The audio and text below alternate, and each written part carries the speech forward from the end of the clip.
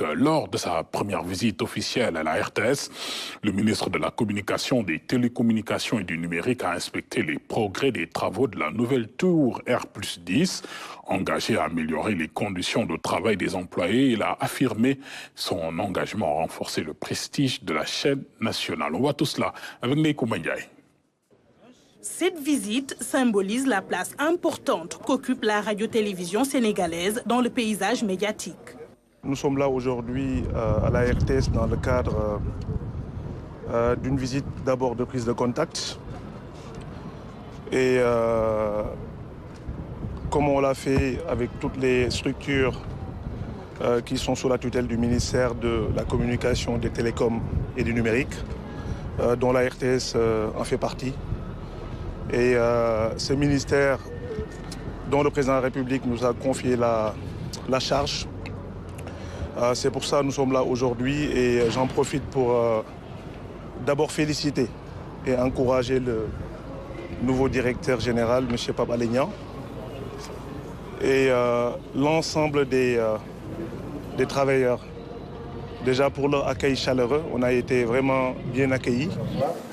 Le ministre et sa délégation se sont d'abord rendus au niveau du studio T1 où sont présentées les éditions d'information.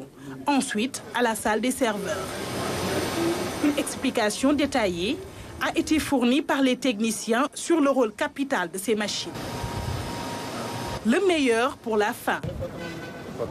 La tour R+10 est le grand studio de 1000 mètres carrés. Une avancée significative en termes d'infrastructure et de technologie. Une expertise technique locale et une prouesse architecturale qui ont attiré l'attention du ministre. L'État du Sénégal a investi beaucoup d'argent, un peu plus de 33 milliards de francs CFA.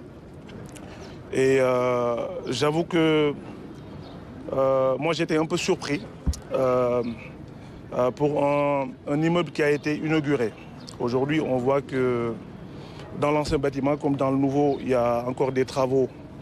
Et aujourd'hui, des locaux qui ne sont peut-être pas encore opérationnels. Et on espère qu'en tout cas, dans les jours et semaines à venir, de toute façon, ce que je disais tout à l'heure au directeur, on va essayer de s'asseoir autour d'une table avec toutes les parties prenantes qui nous ont en tout cas fait visiter. Et de voir en tout cas ce qui reste à faire et dans quelles conditions le reste à faire va pouvoir se faire dans les meilleurs délais. La RTS, une icône incontournable du paysage médiatique, est à un tournant décisif. Le directeur général s'est félicité de cette visite qui marque la volonté de l'État du Sénégal de promouvoir et de faire rayonner l'audiovisuel public. Le nouveau régime, sa volonté est de réconcilier la RTS avec le peuple sénégalais.